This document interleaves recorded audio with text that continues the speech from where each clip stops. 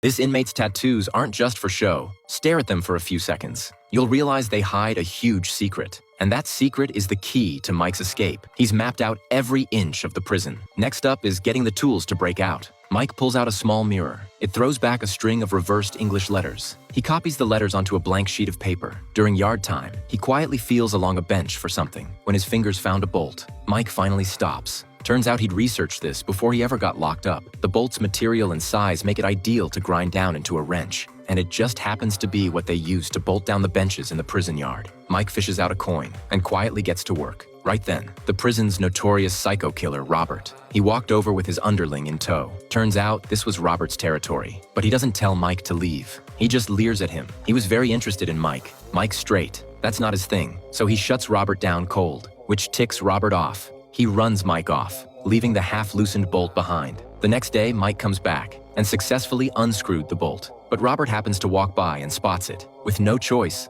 Mike hands the bolt over. When a CO strolls up, Robert fakes a big stretch and palms the bolt to his flunky. They nearly got caught by the guards. Meanwhile, a brawl between the black gang and the white gang was brewing in the prison. Both sides were waiting for the perfect moment to land a fatal blow. Robert, as one of the whites, was getting ready for the fight. Mike slips into Robert's cell while he's busy to hunt for the stolen bolt. But Robert bursts in and catches him again. Quick on his feet, Mike pivots and walks up to Robert like nothing's wrong. However, Benjamin, a member of the black gang, witnessed it all. He thought Mike wouldn't join the white gang, so he agreed to get Mike the things he needed. The next day, Benjamin used those items as bait. He lured Mike into a quiet corner. Then a few black inmates rushed in and surrounded him. No matter what Mike said, Benjamin no longer trusted him. Now Mike's escape plan was in trouble. The bolt was stolen by Robert, and even the supplies he needed were no longer coming from Benjamin. The usually calm Mike lost his temper for once. Back in the cell block, Mike is weighing his next move. When guards rush in to run count, a white inmate breaks ranks and steps out. That was the signal the fight was on. In seconds, the cons are throwing punches. Even though Mike didn't start it, he still got dragged into the mess. In the chaos, Robert's henchmen charged at Mike. He'd always resented how good-looking Mike was, but he was too scrawny to match Mike. Mike dropped him fast. Then he grabbed the bolt back,